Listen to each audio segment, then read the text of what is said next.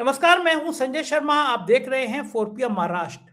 बाजार का तो हाल बुरा होना है, लेकिन उससे बुरा हाल भारतीय जनता पार्टी का होना है, क्योंकि भाजपा सांसद निशिकांत दुबे ने युद्ध के बीच एक ऐसा खेल खेल दिया जिससे मोदी जी को पसीने आ जाएंगे। मोदी जी को जाल में इजरायल ने कैसे फंसाया, इन तमाम विषयों पर राजीव रंजन से जबरदस्त बातचीत की है। आपको लेके चलता हूं सीधा राजीव रंजन के पास। चैनल को सब्सक्राइब और ज्वाइन करिए। सुनिए कि इस खेल का असली मकसद क्या था। राजीव भाई, अमेरिका और इजराइल ने मिलकर हमारे विश्व गुरु जी को यूज कर लिया। पहले बड़े दिनों से गोदी मीडिया दावा कर रही थी कि इजराइल के प्रधानमंत्री आने वाले हैं भारत में, यहाँ जाएंगे वहां जाएंगे, ये करेंगे वो करेंगे। गोदी मीडिया के चैनलों पे शो शुरू हो गए। लेकिन बाद में पता नहीं कौन सी चाल चली कि हमारे प्रधानमंत्री जी को, मोदी जी को इजराइल बुला लिया गया। इजराइल के बढ़िया टेलर से कपड़े भी सिलवा लिए गए वहां के प्रधानमंत्री ने, भारत जैसे। हमारे प्रधानमंत्री को रिझाने के लिए, जैसे पुराने जमाने में इंद्र के राज दरबार में नृत्यकाएं नृत्य करती थी, ऐसे कपड़े पहन के नेतन्याहू ने दिखा भी दिया। और हमारे प्रधानमंत्री जी इंद्र की तरह मोहित भी हो गए। उन्होंने लिख भी दिया कि भारतीय प्रधान में इजराइल के प्रधानमंत्री ने जो प्रदर्शन किया वो बड़ा आत्मा को टच कर गया। इस तरह की बातें लिख दी उन्होंने। इजराइल की पार्लियामेंट को संबोधित भी करा दिया। और प्रधानमंत्री जी लौट के आके जश्न मनाते, गोदी मीडिया उस पर घंटों घंटों चर्चा करते, उससे पहले ईरान पर हमला कर दिया गया। भारत के हर बुरे वक्त में ईरान साथ खड़ा रहा। चाहे पाकिस्तान का मामला हो, पाकिस्तान के खिलाफ जाके भारत का साथ दिया। अटल बिहारी वाजपेयी जैसे नेता ईरान के पक्के दोस्त रहे। लेकिन हमारे प्रधानमंत्री जी पता नहीं अमेरिका से कितना डर गए, क्या कान में फूंक दिया इजराइल के प्रधानमंत्री जी ने, ट्रंप ने, कि एक एक्स पर एक भी शब्द नहीं बोला। जो ट्विटर, हमारी भाषा में एक्स तो थोड़ा मुश्किल लगता है क्या ना, ट्विटर ये भी सही लगता है। लोग हैरान है कि देश के शिया तो बड़ा समर्थन करते थे बीजेपी का, और लखनऊ से दिल्ली से दिल्ली से श्रीनगर तक बड़ा भारी विरोध हो रहा है। और अमेरिका ने सोचा नहीं था कि एक 86 साल के एक आदमी को इस तरह शहीद का दर्जा दिया जाएगा, पूरी दुनिया उसका सम्मान करेगी। ये अगर जियो पॉलिटिक्स में देखें तो क्या आपको लगता है कि मोदी जी का पूरा इस्तेमाल कर लिया गया? भारत के प्रधानमंत्री को एक शतरंज की चौसर में बचाकर हलाल कर दिया गया, उनकी नीतियों को खत्म कर दिया गया। क्या खेल क्या है इसके पीछे, आपको क्या लगता है? बहुत बढ़िया सवाल है संजय जी आपका। और मेरा मानना है कि शहीद खमनई जो है, ये जीवित खमनई से कई गुना ज्यादा खतरनाक साबित होंगे। ये जो शहादत 86 साल के एक वृद्ध ने दी है, ये पूरे के पूरे मुस्लिम जगत को जो है एक करेगा। एकता जो है ये इनके बीच में फिर से इनको एक सूत्रीय बांधने का काम करेगा। अब आते हैं आपके मूल सवाल पे कि क्या भारत के प्रधानमंत्री का अमेरिका और इजराइल ने इस्तेमाल कर लिया है। देखिए, दो थ्योरी हो सकती है। एक तो ये है कि भाई हमारे प्रधानमंत्री जो है उनको पता नहीं था, मासूमियत में वो वहां पहुंच गए, उनको इनविटेशन था, वहां पहुंच गए और उनको यूज करके इजराइल और अमेरिका ने एक ऐसा माहौल बनाया कि ईरान के साथ बातचीत चल रही है और युद्ध अभी नहीं होगा, और वो एक छद्म का आवरण ओढ़ा और जैसे ही भारत के प्रधानमंत्री गए इन्होंने हमला कर दिया। एक थ्योरी ये है। दूसरी थ्योरी ये बोलती है कि मोदी जी ने अपने आप को इसके अंदर इंसर्ट किया। ये पूरे के पूरे घटनाक्रम में ये एक खुद सक्रिय पात्र बने हैं और ये जान के बने हैं, स्वेच्छा से बने हैं। ठीक है, तो ये जो एक नाटक, एक प्रपंच रचा गया जहां पे ईरान को एक सिग्नल दिया गया कि भाई अभी तो एक वर्ल्ड की सबसे बड़ी डेमोक्रेटिक कंट्री का प्रधानमंत्री इजराइल आ रहा है, तो अभी तो ऐसा लगता नहीं है कि एक हफ्ता 10 दिन 15 दिन जो है किसी भी तरीके से अटैक होगा। किसी ने भी नहीं सोचा था कि जब वर्ल्ड के सबसे बड़े प्रजातांत्रिक देश का प्रधानमंत्री इजराइल की संसद को संबोधित कर रहा है, उसी वक्त में इजराइल की सेना जो है ईरान पे अटैक करने की जो है वो आप कह लीजिए कि रणनीति बना रही है। तो ये इजराइल और अमेरिका ने रणनीति बनाई थी और उसमें मोदी जी एक पात्र के रूप में इस्तेमाल हुए। इसमें कोई दो राय नहीं होनी चाहिए, कोई शक नहीं होना चाहिए, कोई शुबा नहीं होना चाहिए। अब इसमें एक सवाल ये उठता है कि मोदी जी जानते समझते हुए उन्होंने अपने आप को इसके अंदर में इंसर्ट किया, डाला, कि मोदी जी का इस्तेमाल कर लिया गया। यदि मोदी जी का इस्तेमाल कर लिया गया तो भारत के इतने बड़े बड़े जो विदेशी सलाहकार हैं, जो IRS ऑफिसर्स हैं, इन लोगों को जरा भी ये सूझा नहीं बताना कि भाई प्रधानमंत्री को हम एटलीस्ट ये एडवाइस करें कि ये समय सर सही नहीं है इजराइल विजिट का, ये मुझे मेरे समझ में नहीं आ रहा। उनको विदेश मंत्रालय से किसी भी तरीके का कोई नोट गया था कि नहीं गया था, उनको किसी तरीके की सलाह गई थी कि नहीं गई थी, ये संसद को मोदी जी को जवाब देना चाहिए। और मुझे समझ में नहीं आ रहा कि कांग्रेस हो गई, ये समाजवादी पार्टी होगी, ये तृणमूल कांग्रेस होगी, ये जो अल्पसंख्यकों के हिमायती बनती है पार्टियां, ये क्यों खामोश है। विदेश नीति पे आते ही सारी रीजनल पार्टीज और कांग्रेस को साफ सूंघ जाता है। इतने बड़े आप कह लीजिए कि वैश्विक लेवल पे इतने बड़े लीडर की शहादत ले ली गई और न कांग्रेस एक शब्द बोल रहा है, न समाजवादी पार्टी बोल रहा है, न तृणमूल कांग्रेस बोल रहा है, न आम आदमी पार्टी बोल रहा है, न कम्युनिस्ट पार्टी बोल रहे हैं। ये क्यों नहीं मांग कर रहे हैं कि मोदी जी जो है वो बताएं इस देश को कि क्या उनको विदेश मंत्रालय से किसी भी तरीके का सलाह दिया गया था, कोई ओपिनियन दिया गया था। बल्कि संजय सिंह ने लंबा चौड़ा ट्वीट किया है कि प्रधानमंत्री खामोश क्यों हैं, प्रधानमंत्री कायर हैं, राष्ट्राध्यक्ष को कमेंट आम आदमी पार्टी ने किया है, बाकी किसी पार्टी ने मुखर होकर विरोध नहीं किया, इसका यार निंदा नहीं करी है। सर मैं तो कुछ और ही कहना चाह रहा हूं। मैं ये कहना चाह रहा हूं कि भारत का डिप्लोमेसी, भारत का जो फॉरेन मिनिस्ट्री है, जो भारत की IFS इंडियन फॉरेन सर्विसेज की जो एक लीग है, एक परंपरा है, ये इंडियन फॉरेन सर्विसेज कोई छोटा मोटा थोड़ा ना एक संस्था है, इसकी एक लीगेसी है। तो हमारे IFS ऑफिसर्स ने, इंडियन फॉरेन सर्विसेज के ऑफिसर्स ने, एम्बेसडर ने, फॉरेन मिनिस्ट्री ने, विदेश मंत्रालय ने किसी भी तरीके से पीएमओ को या प्रधानमंत्री कार्यालय को ओपिनियन दिया था, एडवाइस दिया था कि ये सही समय नहीं है इजराइल जाने का। मैं ये जानना चाह रहा हूं राजीव भाई, डोभाल साहब का क्या काम है? डोभाल साहब को पता होना चाहिए ना इंटेलिजेंस किस बात की, किस देश में क्या जा रहा है। आप राष्ट्रीय सुरक्षा सलाहकार हैं, आपको पता नहीं था कि इजराइल में क्या चल रहा है? मोसाद के लोग तो लखनऊ, मुंबई, दिल्ली हर जगह होंगे। आपका नेटवर्क कहाँ है? आप पिक्चर बनवाने में बिजी हैं, अपने ऊपर फिल्में ही बनवा रहे हैं, आपको पता नहीं कुछ भी। एग्जैक्टली आप एकदम सही बोल रहे हैं। देखिए ये जो इंस्टीट्यूशंस हमारे वीक हो रहे हैं, इस पे कोई बात नहीं कर रहा, ना कोई पत्रकार बात कर रहा है, ना कांग्रेस बात कर रही। अरे विदेश मंत्रालय अपने आप में एक बहुत ही स्वायत्त, बहुत ही स्ट्रॉन्ग ऑर्गेनाइजेशन है, डिपार्टमेंट है। इस स्वायत्त संस्था का जो सरकार को रिपोर्टिंग करती है, इसका काम है कि आप अपने देश के प्रधानमंत्री को सही तरीके से जो है वो ओपिनियन दे। मैं ये जानना चाहता हूं कि ये विदेश मंत्रालय कर क्या रहा आज की डेट में। इन्होंने किसी भी तरीके की एडवाइजरी, किसी भी तरीके का नोट पीएमओ को इशू किया था कि नहीं किया था? मैं हैरान हूं संजय जी, मैं दंग हूं। भारत में कहीं भी कोई भी पत्रकार, कोई भी विदेशी मामलों का विशेषज्ञ इस बात को उठा ही नहीं रहा है। ये बात राजीव रंजन सिंह बोल रहे, कोई एक पत्रकार आपको बोलता हुआ नजर नहीं आएगा कि विदेश मंत्रालय ने किसी भी तरीके की एडवाइजरी पीएमओ को इशू की थी कि नहीं की थी। इसका जो है प्रधानमंत्री या पीएमओ कार्यालय से स्पष्टीकरण दिया जाना चाहिए। क्यों नहीं कांग्रेस ये डिमांड कर रही है?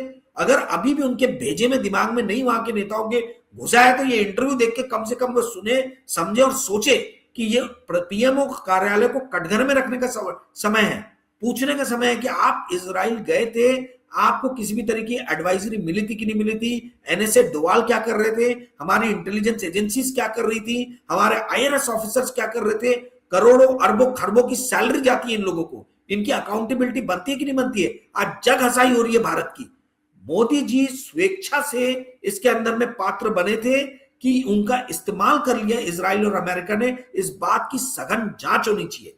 और ये जो है, ये मतलब मुझे समझ में नहीं आता कि इन बातों को अपोजिशन क्यों नहीं स्ट्रांगली उठाता है, जिस तरीके से मैं और आप पत्रकार हम लोग इस बात को उठा रहे हैं। जी संजय जी।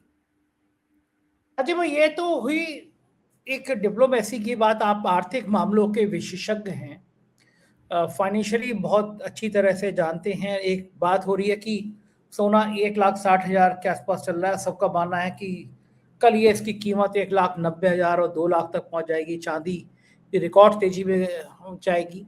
शेयर बाजार का क्या हाल होगा आज जब शेयर मार्केट खुलेगा? तो क्या लगता है आपको? और अगर धड़ाम होगा तो कब तक धड़ाम होगा? क्या असर पड़ेगा इस युद्ध का भारत के आम आदमी पर? पेट्रोल डीजल अगर महंगे होंगे तो सरकार कैसे संभालेगी?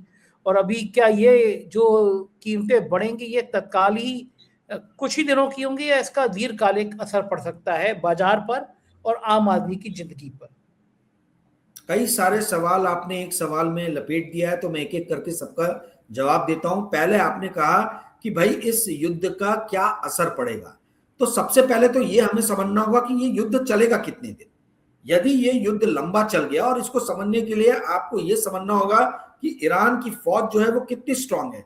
देखिए, ट्रेडिशनल वॉरफेयर जो है, जो परंपरागत युद्ध तरीके से युद्ध लड़ा जाता है, आर्मी आमने सामने, एयरफोर्स आमने सामने, मुझे लग नहीं रहा कि उस तरीके का वॉर जो है होगा। अब जो ये वॉर होगा ये असिमेट्रिक वॉर होगा।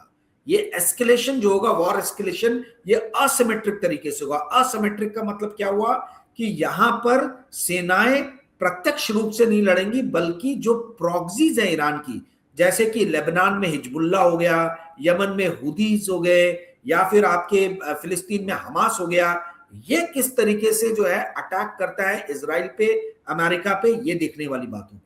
दूसरा जो इसका पार्ट है वो है स्पाई एजेंसीज कैसे काम करती हैं। ईरान की स्पाई एजेंसीज क्या वर्ल्ड ट्रेड सेंटर टाइप कोई दूसरा अटैक अमेरिका के अंदर करवा पाएगी क्या, ये एक देखने वाली बात होगी, क्योंकि अमेरिका ने ईरान के अंदर घुस के ईरान के सुप्रीम लीडर को मारा है। तो ईरान की स्पाई एजेंसी, ईरान की आर्मी जो है वो शांत नहीं बैठने वाली। वो भी अमेरिका के अंदर घुस के क्या डोनाल्ड ट्रंप को किसी तरीके का नुकसान या किसी और वहां के बड़े नेता को या कोई बड़े इंस्टॉलेशन को नुकसान पहुंचा पाएगी कि नहीं पहुंचा पाएगी, ये असिमेट्रिक वॉर में देखा जाएगा। असिमेट्रिक वॉर में देखा जाएगा कि स्पाई ड्रोन्स जो हैं वो किस तरीके से अटैक करते हैं दुबई पे या जॉर्डन पे या कतार पे या यूनाइटेड अरब एमिरेट्स या सऊदी अरेबिया पे। वो सारे मुल्क, वो सारे राष्ट्र जो मुस्लिम होने के बावजूद भी जिन्होंने ईरान का सपोर्ट नहीं किया। आपको मोटा मोटी संजय जी मैं ये बता दूं, मेरे प्यारे 4PM के दर्शकों ध्यान से सुनना, क्योंकि आपको ये बात कोई नहीं बताएगा। ईरान का जो डिफेंस बजट है वो लगभग $8 बिलियन के आसपास का है। वहीं जो बजट इजराइल का है डिफेंस बजट, वो लगभग $46 बिलियन से लेकर $50 बिलियन के आसपास का है। यानी इजराइल का डिफेंस बजट 6 गुना ज्यादा बड़ा है ईरान से। तो इसलिए ईरान डायरेक्टली तो इस वॉर में जीत नहीं पाएगा ऐसा लगता है। परंतु असिमेट्रिक वॉरफेयर जो है, जहां पे ये जैसे वर्ल्ड ट्रेड सेंटर पे आक्रमण हुआ था, उस तरीके के ये अटैक्स कितने अमेरिका के अंदर करा पाता है या इजराइल के अंदर करा पाता है, ये हमें आगे आने वाले दिनों में देखना होगा, पहली चीज। दूसरी चीज, चीन जो है, जो अभी तक परोक्ष रूप से ईरान को मदद कर रहा था, इंटेलिजेंस के जरिए, सैटेलाइट उपकरणों के जरिए, हथियार मुहैया करा के, वो कितना ईरान को आगे चल के युद्ध में सपोर्ट करता है, वो डिफाइन करेगा वर्ल्ड के फाइनेंशियल सिनारियो को आगे आने वाले दिनों में कैसा होगा। एक थ्योरी ये बोलती है कि चूंकि खुमैनी मारे गए तो हो सकता है कल वर्ल्ड मार्केट ऊपर अमेरिका ले जाए। ये जितने पूंजीपति और कैपिटलिस्ट हैं ये दिखाएं कि भाई अमेरिका ने वर्ल्ड का सबसे बड़ा जो खतरा था वो खमनेई को मार गिराया है, तो अब विश्व में शांति होकर मार्केट को ऊपर ले जाए। परंतु यदि इसी दौरान कुछ ऐसा सिनेरियो बना जिसमें दिखता है कि असिमेट्रिक वॉरफेयर होने की संभावना बहुत ज्यादा बढ़ गई है, तो मार्केट नीचे भी जा सकता है। हो सकता है कल ऊपर ले जाए, बट एक मीडियम टर्म में जो है मार्केट नीचे जाए। मार्केट नीचे जाने का रीजन ये है कि हॉर्मुज की खाड़ी जो है, जहां से लगभग 18 से 20% वर्ल्ड का ऑयल जो है, ग्लोबल ऑयल जो है, उसके शिपमेंट्स मूव होते हैं, वो लॉजिस्टिक वहां से मूव होता है। तो यदि 18 से 20% का ट्रेड जो है, रूट जो है, उसको यदि ईरान ने बंद कर दिया, निस्त नाबूद कर दिया, तो फिर मुश्किल है कि वर्ल्ड इकोनॉमी जो है वो सुचारू रूप से चलती रहे और शेयर मार्केट ऊपर जाता रहे। तो ये बहुत इंपॉर्टेंट है। ऑयल के प्राइसेस ऊपर जाएंगे, ऑयल के प्राइसेस ऊपर जाएंगे तो महंगाई बढ़ेगी। भारत जैसा राष्ट्र जो अपनी रिक्वायरमेंट का मात्र 15% ही ऑयल खुद प्रोड्यूस कर पाता है, बाकी 85% ऑयल जो है हम इंपोर्ट करते हैं। चाइना जो वर्ल्ड की सेकंड सबसे बड़ी इकोनॉमी है, ये भी लगभग 60 से 65%, मतलब आप ये समझ लीजिए मोटा मोटी आधा ऑयल जो है अपने रिक्वायरमेंट का वो इंपोर्ट करता है और आधा ही प्रोड्यूस कर पाता है। तो चाइना बड़ी इकोनॉमी है, 15 मिलियन बैरल पर डे का उसका ऑयल कंजम्पशन है, तो लगभग 7 से 7.5 मिलियन बैरल जो है चाइना इंपोर्ट करता है। भारत प्रतिदिन 4.5 million barrel per day oil consume करता है, जिसमें से 4 million barrel per day import करता है। तो यदि ऑयल के प्राइसेस बढ़े तो ये दो इकोनॉमीज में जितनी भी मैन्युफैक्चरिंग फैसिलिटीज हैं इनके दाम बढ़ जाएंगे, और जब यहां दाम बढ़ जाएंगे तो लोग खरीद नहीं पाएंगे, और खरीद नहीं पाएंगे तो इकोनॉमी जो है उसमें हम कहीं देखेंगे कि कहीं गिरावट आएगी। वहीं अमेरिका में ऑयली ऑयल है, वर्ल्ड का आज की डेट में अमेरिका सबसे बड़ा ऑयल का प्रोड्यूसर है। वर्ल्ड में 100 million barrel per day oil रोज कंज्यूम होता है, उसमें से अमेरिका 15 से 16 मिलियन बैरल जो है प्रोड्यूस करता है। तो अमेरिका में ऑयल की कोई कमी नहीं है। तो ये पूरा का पूरा जो वॉर, जो पूरा ईरान को घेरा गया है, ये एक्चुअल में ईरान को सामने रख के चाइना की इकोनॉमी को कमजोर करने का एक, आप कह लीजिए कि मोहरा फेंका गया है। ये एक्चुअल में अटैक चाइना के ऊपर में, चाइना अपने आप को कैसे बचाता है ये देखना पड़ेगा। जब इस तरीके की जियोपॉलिटिकल अनसर्टेनिटी होती है तो दो ही चीजों के दाम बढ़ते हैं, एक सोना चांदी के और दूसरा जो है वो मेटल्स एंड ऑयल्स के। तो प्रीशियस मेटल बढ़ेगा, मेटल के प्राइसेस बढ़ेंगे, यानी कॉपर, अल्युमिनियम, ये सब बढ़ेगा, और साथ ही साथ क्रूड ऑयल के प्राइस बढ़ेंगे। कल ही क्रूड जो है 3% अप गया था, पर ये अप रहेगा इस बात पे डिपेंड करता है कि ईरान की कितनी मंशा है कि वो इस युद्ध को आगे बढ़ाए। मैंने जैसा कि आपको बताया कि ईरान का रक्षा बजट जो है उससे 6 गुना बड़ा इजराइल का रक्षा बजट है, और अमेरिका का रक्षा बजट तो $1 ट्रिलियन का है। ठीक है, तो ईरान इनसे ट्रेडिशनल वॉर प्रत्यक्ष रूप से तो लड़ नहीं पाएगा, बट यदि इन्होंने world trade centre type America में कुछ अटैक कर दिया तो आप समझ लीजिए कि वर्ल्ड के फाइनेंशियल मार्केट में, इक्विटी मार्केट में, स्टॉक मार्केट में भूचाल आ जाएगा। जी जी संजय जी। एक समस्या और है कि भारत का एक बहुत बड़ा निवेश दुबई में हुआ है। शाहरुख खान, अंबानी, अडानी और मित्तल, सबके बड़े बड़े आलीशान एसेट्स दुबई में हैं। शाहरुख खान से लेके विवेक ओबराय तक सारी फिल्म इंडस्ट्री के बड़े बड़े बंगले हैं। अब भारत के बहुत सारे लोग दुबई में, चूंकि वो ये मानते थे कि दुबई सबसे ज़्यादा सुरक्षित जगह है, और दुबई ने अपने आप को प्रस्तुत किया भी और ऐसा बनाया भी दुबई ने कि सबसे सुरक्षित जगह है। ईरान की जो अटैक की पॉलिसी है दुबई की अबू धाबी पे, उसने एक दहशत का माहौल पैदा कर दिया है। ऐसे में भारत सरकार को चाहिए था कि वो सांत्वना देता, दुबई उसका दोस्त है, मैसेज देता, लेकिन निशिकांत दुबे जैसे भारतीय जनता पार्टी के सांसद ट्वीट कर रहे हैं, एक्स पर लिख रहे हैं कि जो भारत का पासपोर्ट छोड़कर दुबई जा बैठे थे, अब देख लो दुबई का क्या हाल है। मैं हंस रहा था कि सांसद जी को इतना नहीं पता कि दुबई पासपोर्ट नहीं देता, एक आईडी देता है, एमिरेट्स आईडी। मेरे पास भी है, अगर आप कंपनी खोलते हो आपको एमिरेट्स आईडी मिलती है। उसका इतना होता है कि मैं जब जाता हूँ तो मुझे वीज़ा की जरूरत नहीं पड़ती, मैं सीधा टिकट खरीद कर दुबई जा सकता हूँ। लेकिन दुबई पासपोर्ट नहीं देता। जो परमानेंट रह रहे हैं वो या तो किसी और देश के वीजा पासपोर्ट लेके रह रहे हैं, लेकिन भारत का आदमी जाके वो दुबई में रहने लगा, दुबई पासपोर्ट दे दे, ऐसा सांसद जी को पता नहीं। यानी दुबई की मजाक उड़ाई जा रही है सोशल मीडिया पे।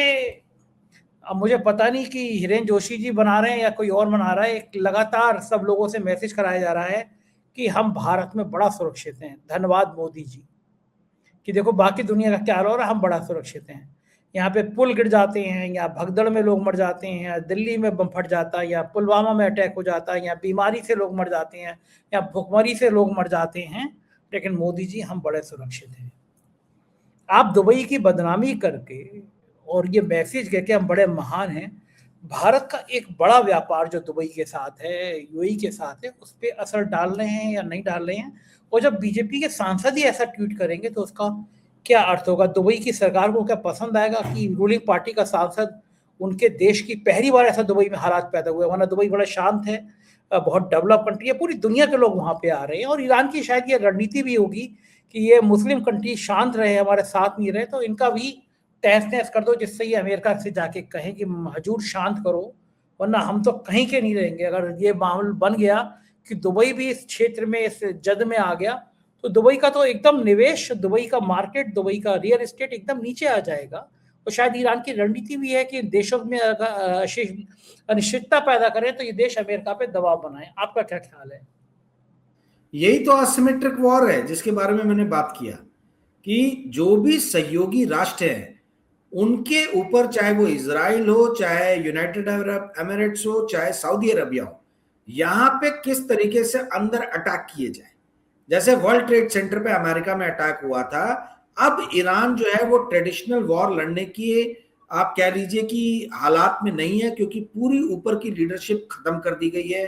डिफेंस मिनिस्टर को मार गिराया गया है, वहां के जो आर्मी चीफ थे उनको मार गिराया गया है, और सुप्रीम कमांडर खमेनी जी को मार गिराया गया है।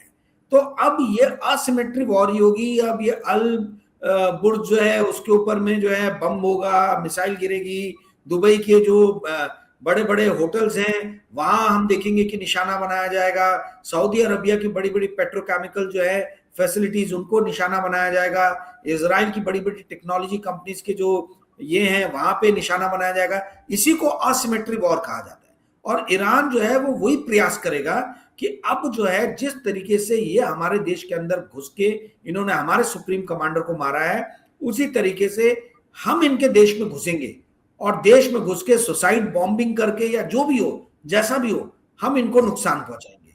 और आप ये सही कह रहे हैं कि दुबई जो है वो ना चाहते हुए भी इस लपेटे में आ सकता है।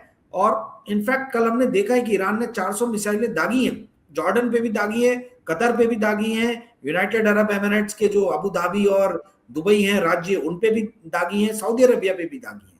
तो मिसाइल तो वो दागी रहा कंटिन्यूसली। तो ये कहना कि दुबई बच जाएगा, मुझे दिख नहीं रहा, मतलब मुझे शक है कि ऐसा होगा, क्योंकि यूनाइटेड अरब एमिरेट्स ने प्रत्यक्ष रूप से अमेरिका का साथ दिया है। तो यदि ईरान ने ठान लिया कि हमें इनकी ऐसी की तैसी करना है, तो इसमें अमेरिका और इजराइल ही नहीं फंसेंगे, ये भी फंसेंगे। अब आते हैं आपके सवाल पे कि भारत के यदि राजनेता, वो भी सत्तारूढ़ पार्टी के राजनेता, यदि इस तरीके के भद्दे कमेंट्स करते हैं यूनाइटेड अरब एमिरेट्स के खिलाफ, दुबई के खिलाफ, तो क्या वहां के शासक इस चीज को मतलब कैसे लेंगे? जाहिर सी बात है उनको अच्छा नहीं लगेगा, वो इस चीज को ठीक से नहीं लेंगे। इंडिया के, आपने सही कहा कि बड़े बड़े लोग जाके दुबई में बैठे हैं, विनोद अदानी हो कि विवेक ओबेरॉय हो, ये बड़े बड़े लोग जो है दुबई में जाके, ये दुबई इनकी शरणास्थली बनी है। तो निशिकांत दुबे जैसे लोग जो है वो इस टाइप के इन्फ्लुएंशियल लोगों के लिए प्रॉब्लम क्रिएट कर रहे हैं। यदि दुबई का जो शहंशाह है वो एक बार खसक गया उसका दिमाग, तो निशिकांत दुबे को तो कुछ नहीं होगा, पर जो हमारे लोग वहां जाते हैं, जाके बसे हुए हैं, उनके लिए बड़ी दिक्कत आ सकती है। मैं आपको बता दूं संजय जी, भारत के लगभग 90 लाख लोग आज की डेट में खाड़ी में काम कर रहे हैं, 90 लाख। और मैं आपको, मेरे प्यारे 4PM के दर्शकों, ध्यान से सुनना, ये भी आपको कोई नहीं बताएगा, किसी भी कंट्री का जो ट्रेड बैलेंस, जो करंट अकाउंट बैलेंस जो रहता है, वो बनता है current account balance is equal to trade balance plus primary plus secondary, ठीक है, बैलेंस, इनको प्लस करके बनता है। प्राइमरी बैलेंस ने ही भारत की जान बचाई है, क्योंकि हमारा ट्रेड बैलेंस तो डेफिसिट है, हम इंपोर्ट ज्यादा करते हैं, आयात ज्यादा करते हैं एक्सपोर्ट के मुकाबले, परंतु ये जो नेगेटिव, यानी जो पैसा भारत से बाहर जा रहा है आयात ज्यादा करने के कारण, उसकी भरपाई जो है वो प्राइमरी बैलेंस से होती है। प्राइमरी बैलेंस मतलब ये है कि भारत के लोग जो भारत से बाहर जाके खाड़ी देशों में, अमेरिका में इधर उधर काम कर रहे हैं और अपने घर परिवार के, अपने बच्चों के लिए डॉलर्स में या जो भी करेंसी, बाहर की करेंसी में पेमेंट भेजते हैं, उसी से भारत को बहुत ज्यादा विदेशी मुद्रा का अर्जन हो रहा है। और वही विदेशी मुद्रा जो अर्जित कर रही है, उसी से हम ऑयल खरीद रहे हैं, उसी से हम सोना चांदी खरीद रहे हैं। तो 90 लाख लोग जो भारत के बाहर काम कर रहे हैं खाड़ी देशों में, यदि ये डर के मारे एक एक करके आने लग जाएंगे, तो आज जो 80 करोड़ लोगों को हम फ्री फुकट का राशन दे रहे हैं, इसमें आप समझ लीजिए कि 4 करोड़ लोग और शामिल हो जाएंगे, ये 90 लाख प्लस इनकी फैमिली के लोग। तो क्या भारत आज की डेट में स्थिति में है कि प्राइमरी बैलेंस भी उसका नेगेटिव हो जाए और साथ ही वहां काम करने वाले लोग जो है वो आके यहाँ के ऊपर आश्रित हो जाए? तो इस तरीके के घटिया स्टेटमेंट देके जो है ये निशिकांत दुबे जी जो है वो देश की इकोनॉमी के साथ में बेसिकली एक तरीके से खिलवाड़ कर रहे हैं। इनको समझना चाहिए कि हम आज की स्थिति में, आज हम ऐसी स्थिति में नहीं है कि हम यूनाइटेड अरब एमिरेट्स के शासक को जो है वो प्रोवोक करके, उसको उकसा के जो है, हमको कोई फायदा नहीं मिलने वाला, नुकसान ही नुकसान है।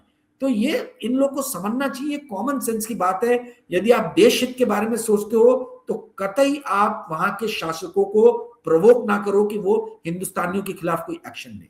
जी संजय जी, बिल्कुल ठीक कह रहे हैं, ये बहुत खतरनाक होगा, क्योंकि मैं दुबई में देख कर आया, अपनी तो कंपनी भी है, 4PM मिडिल ईस्ट चलाते हैं हम लोग वहाँ पे, और बहुत प्यार मिलता है, बहुत रिस्पांस मिलता है, बहुत अच्छा लोग पसंद करते हैं।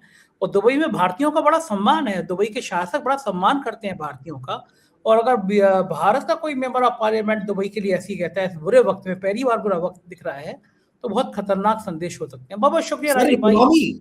इकोनॉमी सबसे बड़ी बात है, सब हो जाएगा, इकोनॉमी बिल्कुल ठीक बात है। समझ में नहीं आता नेताओं को क्या करने जा रहे हैं। बहुत बहुत शुक्रिया राजीव भाई, बहुत बहुत शुक्रिया। ये थे राजीव रंजन, पूरी बातचीत आपने सुनी, आपने एक एक तर्क को ध्यान से सुना होगा।